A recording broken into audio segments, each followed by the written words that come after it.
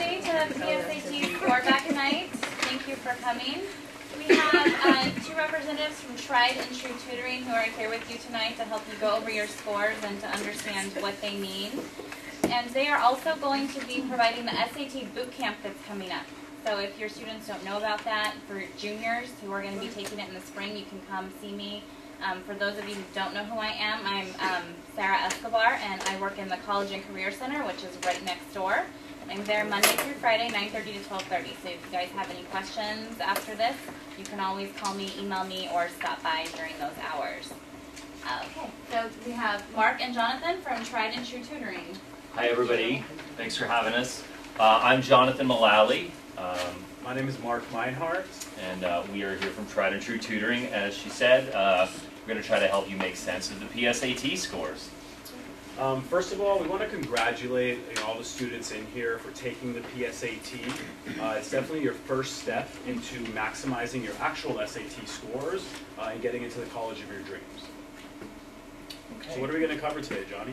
So we're going to talk about a couple things. I guess I think everybody's got their score already. If you didn't grab one, definitely go back there and get your score information. We're going to talk a little bit about the scores, analyze them, talk a little bit about the National Merit Scholar Program. We're going to talk about areas you can improve and how to improve on those scores. We're going to move on to talking about the actual SAT and the ACT as well, when you might want to consider starting to prepare to study for those tests.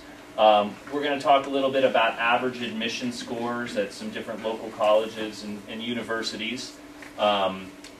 And at the very end, we'll just open it up for question and answer. So we'll do a little period. You know, if anybody has a question at the end, you can raise your hand. If anyone here has, sort of a more private or more detailed question, Mark and I will also hang out for a little while afterwards to answer any more sort of detailed questions that you might have. All right, so I'd like everybody to pull out your score report. It should look kind of something like this. Doesn't have the orange bubbles, but other than that, it pretty much looks like this. So in the three bubbles, these are your scores on your three PSAT sections. The national average is about a 50 for each section for critical reading, math, and writing. In order to figure out what your actual estimated SAT score would be, all you need to do is add a 0 to each of these sub-scores, add them together, and that would be your total estimated SAT score. So if you look at this student as an example, he or she would have scored a 500 on the critical reading, 520 in mathematics, and 440 in writing, and therefore would have a cumulative score of 1460, about 40 points below the national average. If you continue to look a little bit further down your score report, you'll see something that says National Merit Scholarship Corporation. In here you're going to see something that's called your selection index, and there's a number there. Basically what that number is, that's just a number that's generated from adding the three scores together. A really easy way to estimate what your SAT score would be just to add a 0 on the end. So yeah, this student would have we would estimate about a 1460 on the SAT. The National Merit Scholarship is something that applies to juniors. Really quickly, can I just get a show of hands? Who here is a junior or parent of a junior? Okay, who here is a sophomore or a parent of a sophomore? Okay, so quite a lot of sophomores tonight. Okay, so the National Merit Scholarship doesn't really apply for sophomores. It really only applies when you take the test as a junior. So all of you sophomores in the room, definitely take it again next year. For those of you who are juniors, basically every year about 1.5 million juniors will take the PSAT. The top 50,000 of those become National Merit Scholars. If for any reason you're not eligible for that, they will put a little asterisk next to that number. So if you do have an asterisk next to that number, unfortunately it means you're not eligible for the National Merit Scholarship, and that can be for a number of different technical reasons. I won't bore you guys to death about the National Merit Scholar Program, but I'll just kind of explain it briefly. The top 50,000 become National Merit Scholars. Of those, 34,000 are commended students. In other words, It's just a nice thing that you can say on your college app, hey, I was a National Merit Scholar. The top 8,000 of those 50,000, so the top 8,000 performers on the PSAT win a $2,500 scholarship. And then there are also 1,200 other special scholarships. These scholarships are sponsored by private corporation and charitable organizations, all sorts of things. And those scholarships can range from anywhere from about $500 up to about $10,000. If you or your son or daughter does become one of these National Merit Scholars, you don't have to do anything about it. They will notify you. You'll get a letter, and you'll find out that your son or daughter is a National Merit Scholar. But if this does happen to you, that's great. This can be a fantastic thing to put on your application. Okay, if you continue to look down your score report, you're going to find your detailed score breakdown. This is really important because it's going to give you an opportunity to see which subsections you're really weak in and which sections you're strong in. That's very important when you start doing your studying for the SAT or your preparation, so you know specifically what to focus on. Because you're going to want to focus on your weaknesses and sort of just don't really spend too much time studying your strengths, because you're already good at that stuff. And a common mistake a lot of students make is they spend a lot of time studying things they already are good at or they already know, because it kind of feels good. It's like positive reinforcement. So you'll study it and feel good about yourself, getting the answers correct. And then when you see one that's kind of difficult, you'll kind of rush past it. Oh, I don't know how to do this one. We want you to spend your time on your weaknesses. So this gives you a breakdown of that. If you want to get even into more depth, which we recommend, is you're going to see something called an online access code. It should be on the bottom left, I believe, of the score report. It should be in a shaded blue box. What this access code allows you to do is go to www.collegeboard.org/quickstart. What's cool about this is it's going to show you each individual problem that you've missed. It'll also give you a detailed explanation of why you missed it and why the correct answer is the correct answer. We highly recommend that you go to this, look at all the questions that you've missed, so you can make a mental note to yourself of what you need to prepare for, what you need to study before you take the real thing.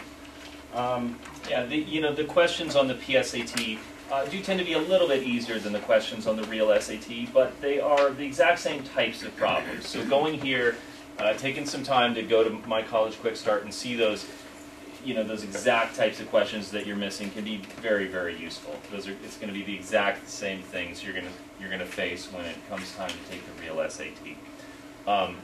One thing as well, I think most of you guys got the handout. If you didn't, there is a handout on the back table over there, and it has more instructions about all this. So if anybody didn't grab that on your way out, grab one of these. It tells you exactly where to go so you can get all of this information. So anyways, looking at your PSAT score, it can tell you a lot about where you're currently at. But that's in the past. And we're much more concerned with your future. So, what SAT score do you need? When should you study? How do you study? And when do you need to take the real SAT? Well, what grade are you in, Jonathan? Well, I'm a junior. Okay, well this is perfect timing for you. The best opportunity to take the SAT for the first time would be in March of your junior year. So all the juniors in here, definitely March 14th should be the first time that you take it. You can take the SAT multiple times, so it's good to take it in March, because if you don't like the score you receive, you'll get it back in May. You can take it again in June, and if you still don't like your score, you can study over the summer and take it one more time your senior year. It's offered in October and then also in November as well? October, November, and December. October, November, and December. December is your absolute last opportunity to take the SAT as a senior, but we recommend that you finish earlier for multiple reasons. Some universities, for example, any UCs or Cal States, the applications are due prior to that December SAT deadline, so you want to get it done before then. Again, March is the best time to start. Let's see. Okay, that's pretty much that. Yeah, March is a good time to start. Yeah, there are some tests sooner. The next coming SAT for any of you who are juniors will be in January. Not a lot of people take it in January. most students typically start in March. But yeah, as he was saying, UC, Cal State, and a lot of other privates, a lot of very competitive schools, those application deadlines will actually be in November of the senior year. So you don't want to wait too long. Really, once you get into the senior year, a lot of times October is really the last chance that you really have to work on the SAT before you end up sending in applications. So, you know, for those of you who are juniors right now, it's a great time to get started. You don't want to wait too long to get started. Okay, well, what score do I need to get? Well, that really depends on what schools you're looking at. So let's take a look at some of the, some common schools that you've heard of that are in California. So the average SAT score for students that went to UCLA in 2013 was between 1760 and 2140. Those are sort of the averages. For UCSB, 1640 to 1990 is the average range, the middle 50th percentile. And then CSUN, or Cal State Northridge, is between 1100 and 1500. So these are averages. So what I want you to do now is take a look at your estimated score. Remember, it's your selection index on your score report, or you can add up the 3 bubbles and add a 0. Take a look at your score and see how it compares to these averages. So take a moment to do that. While you guys are looking at that, I'll just add a few other things. You know, this is obviously a very small selection of colleges and universities, and you know, there are thousands of fantastic colleges and universities across the country. You know, if you have a specific school that you've got your heart set on or that you're really interested in, it's pretty easy to figure out this information. If you go to Google, you type in Stanford SAT scores, or you type in, I don't know, Cal Poly, Loyola Marymount, whatever it might be. Usually one of the very first sort of links that comes up is going to give you what last year's average admission scores are. And you know, that's just a target. This is the middle 50th percentile. In other words, it's the middle half of students who got into that school. And so we usually like to use that number because if you are sort of in the middle of that group, that at least means you're sort of well inside their score range. You're not sort of out on the very edge. So you might be looking at your scores and thinking, oh man, my scores are not good enough. I guess I can't get into any of those schools. Well, don't worry. You have plenty of time to practice and study properly. You have all of winter break you could start. We'll talk about some things you can do during winter vacation to kind of get you started on the right track. You'll have all of January, February, and the beginning of March to study properly and increase your score significantly. Wait, Mark, are you saying that I can increase my SAT scores with proper practice with professional people through popular proprietary programs? That's exactly what I'm saying. Okay, sounds good. So what do I need to do? There's 3 things you need to do. You need to you need practice, persistence, and patience. Say that with me. Everyone in the audience, say this with me. Practice, persistence, and patience. You know, you need to give yourself time when you're studying for these tests. No one's going to increase your score 100 points overnight. So, you know, stay positive. I should add positive in there also. And stay focused, and you'll be good. Yeah, one of the things we always say is, you know, people get freaked out when it comes to talking about the SAT.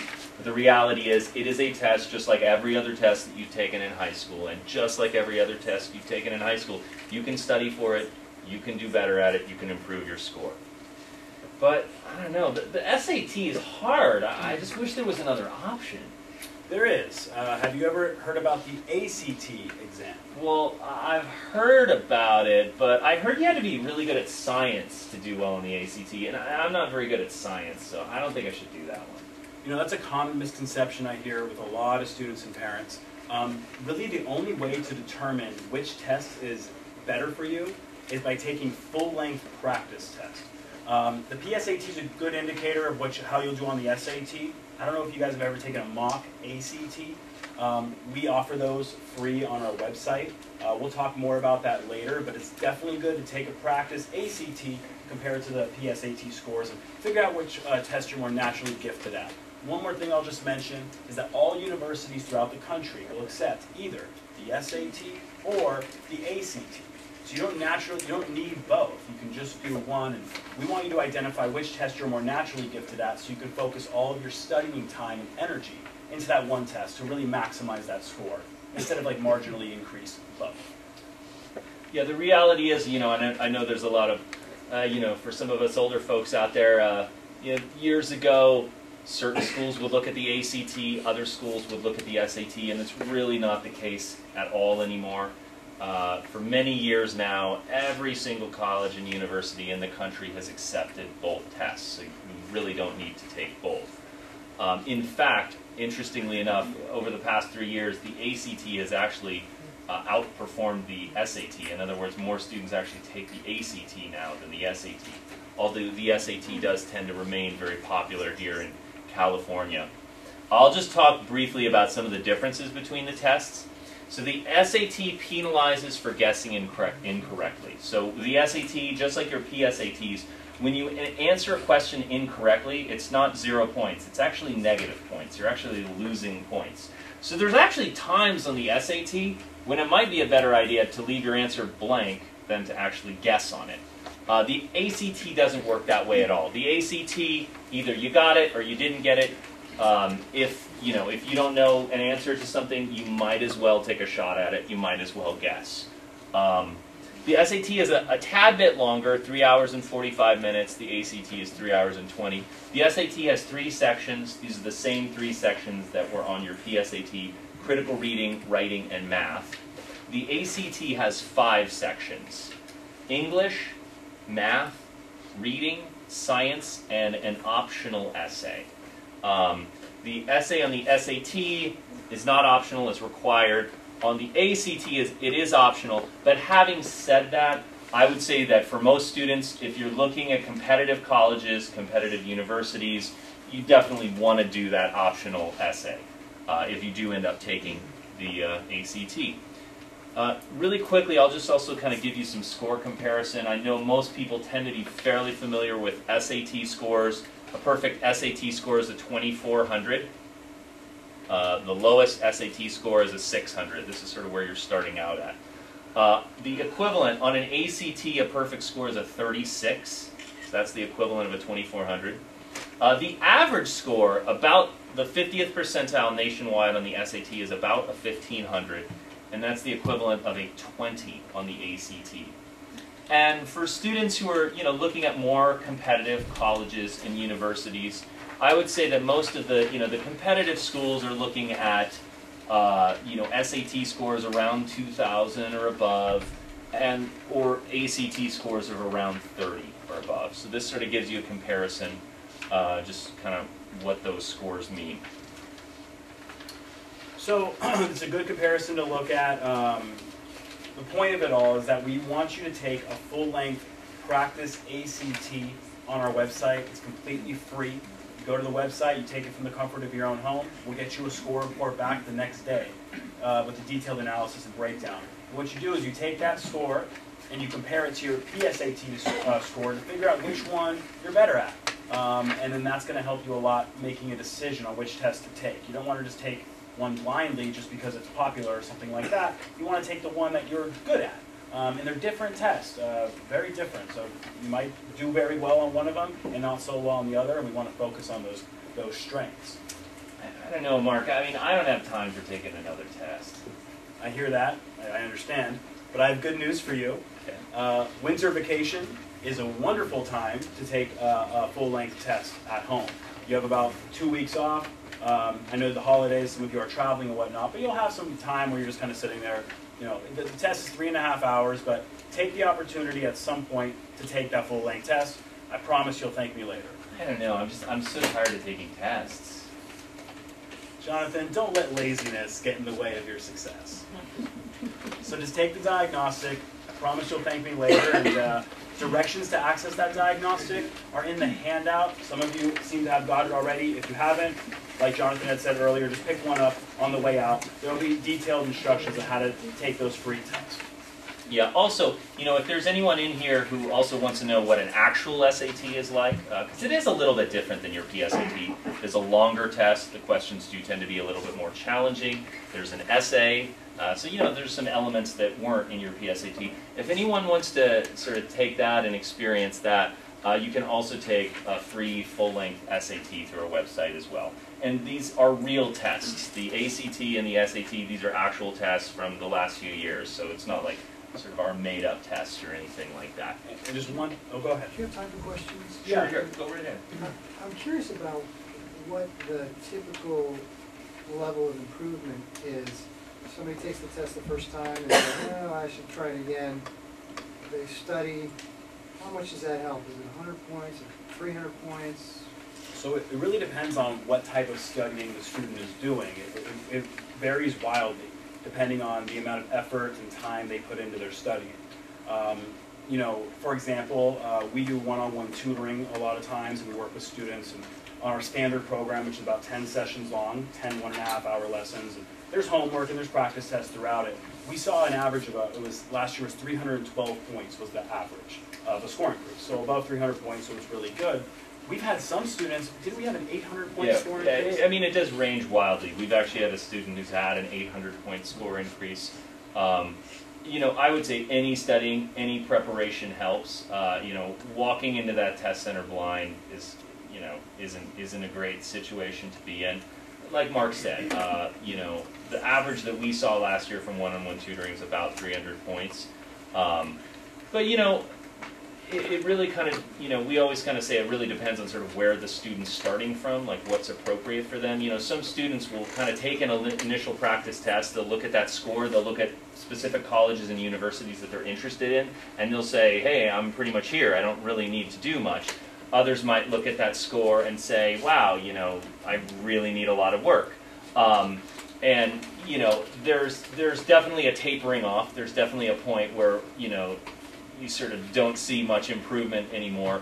But, with study, with preparation, students can see some pretty significant score increases. I think it's just like with any other class, any other test. You can study for it, you can increase your score a lot, depending on how much time you put into it. And the thing is, when the student's preparing, they're going to want to take practice tests throughout their preparation process to monitor their progress, make adjustments as needed, that type of stuff. Do the universities know how many times you've taken it? Yeah, actually they do. When you report your scores to a college or to a university, they don't get to see all the scores that you've done. So now let's say for instance that you go and take the SAT 3 times. You don't necessarily have to report all 3 sets of scores. You can just sort of report whichever scores you want, but they will see with that how many total times you have taken the test. And because of that, I would highly recommend against taking, planning on taking the test 4 or 5 times, something like that. It's very, very typical for students to take the test 2 to 3 times. I would say, honestly, in this day and age, almost everyone takes it 2 times. 3 times is also very, very common. So these are not red flags, for college admissions officers. But if you're taking it 5 or 6 times, that might be a little bit of a red flag. When it comes time to register for the SAT, you're given the option of where you want those test scores reported. And what I always recommend to students is to leave that blank. In other words, when you're signing up, say, I don't want my scores reported anywhere. And the reason you do that is, if you take the test and let's say you get a score that you're not 100% happy with, you don't want that being automatically sent to a college or university. On the flip side, if you do get a score back that you're very happy with, you can still report that after the fact. There's like a $15 fee, but that's not much. So I always recommend to students, don't have your scores automatically reported because then everybody is going to know exactly what your scores are. Now I know that there's a lot of sophomores in the room. So this next bit I'm going to talk about sort of applies to you. Juniors, seniors, I don't think there shouldn't be any seniors here, but for those of you who are juniors, this next bit doesn't really apply to you. But for sophomores or younger, the SAT is going to be changing in 2016. So the SAT that you're going to be taking is a little bit different than the current SAT. So we'll talk a little bit about some of these changes. The exam is going to revert to a 1,600 point scale. So many of us, older folks remember that the SAT always used to be a sort of a 1,600 point test. It's going to go back to that.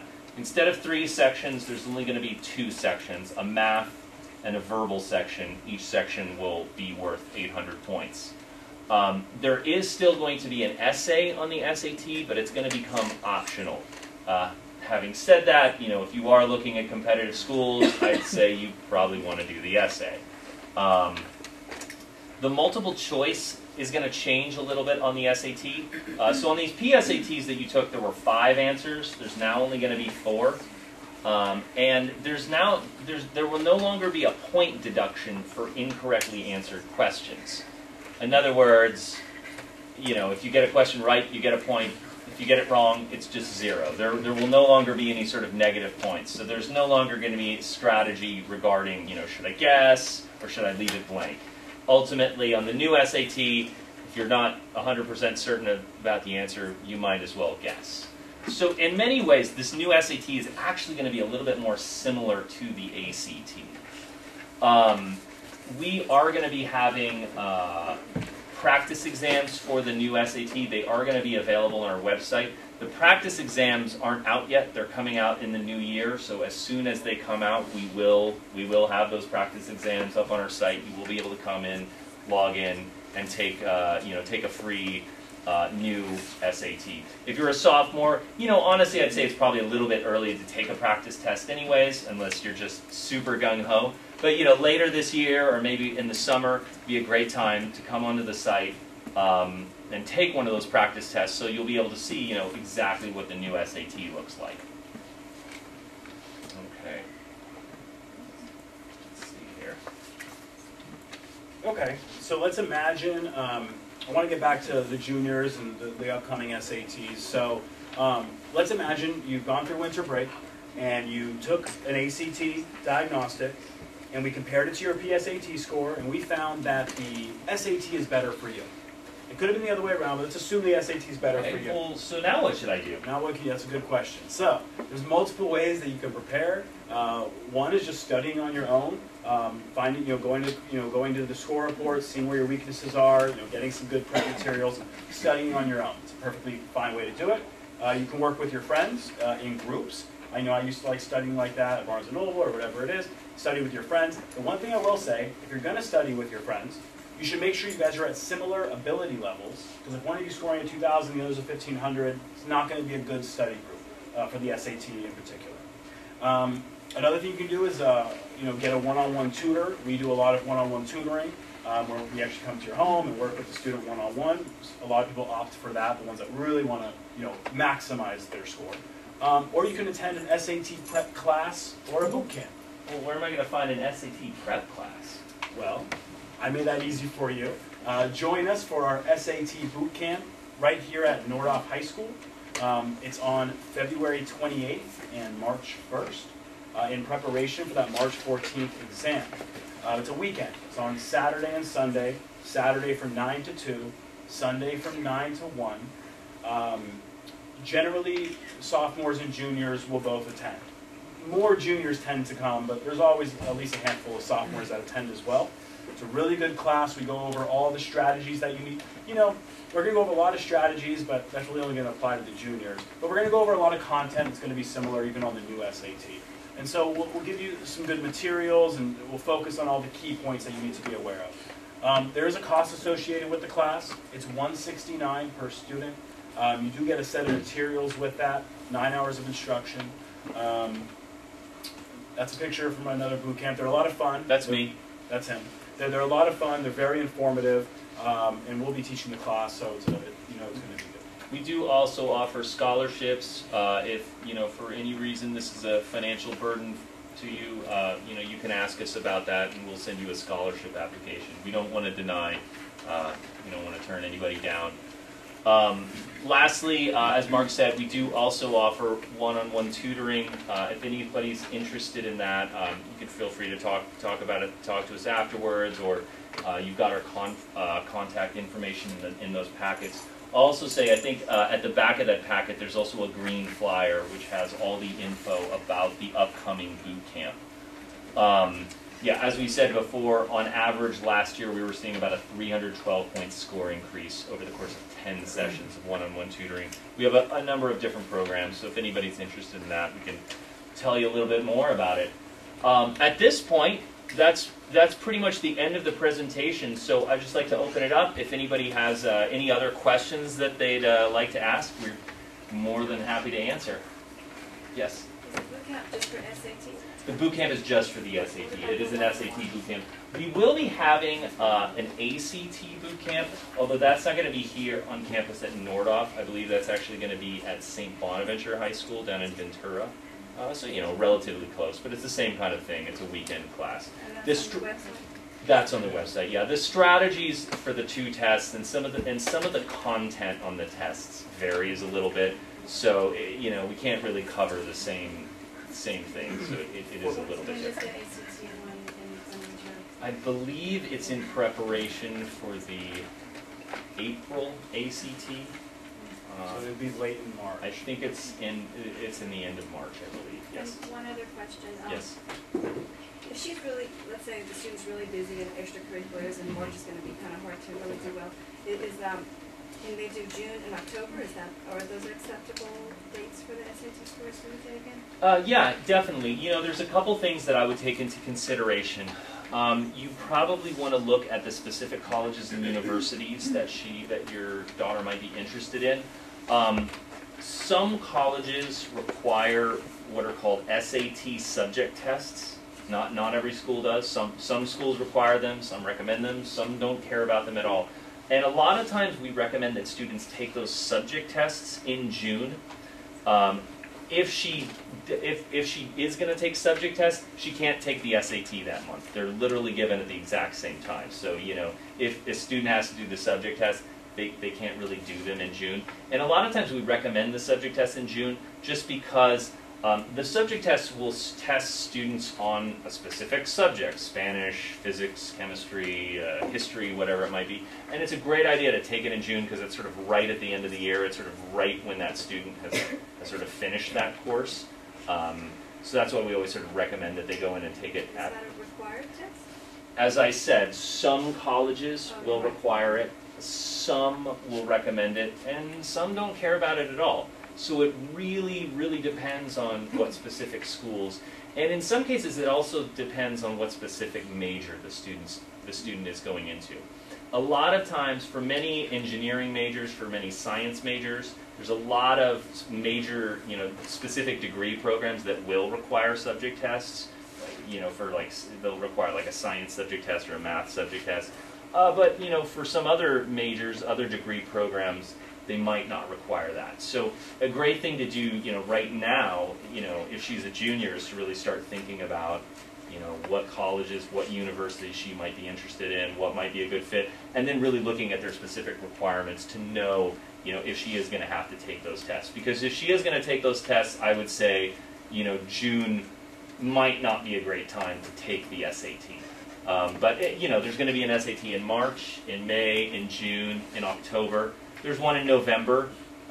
Usually, if she's interested in applying to UCs or Cal States, usually that November test, the scores come back like a few days before they're due. So you can take the November test. And then, of course, there's also the December test. And there are many, many, many schools whose application deadlines won't be until spring of the senior year. So for many students, the December test is fine. When you say the essay is optional on the ACT, how does it affect the score if you don't take it? And if you don't do it, do you just leave the exam early? Yeah, that's exactly right. If you don't do it, you basically leave the exam early. It's the last section on the exam. So they, you know, they take little breaks between each section. Basically after the last section, people who aren't taking it are excused. People who are taking it stay there. It affects the English score on the ACT. So the English score is, you can either do just raw English score or English with essay. And basically the essay makes up about 30% of the English score if you do the essay. And if you don't do the essay, then it doesn't affect the English score at all.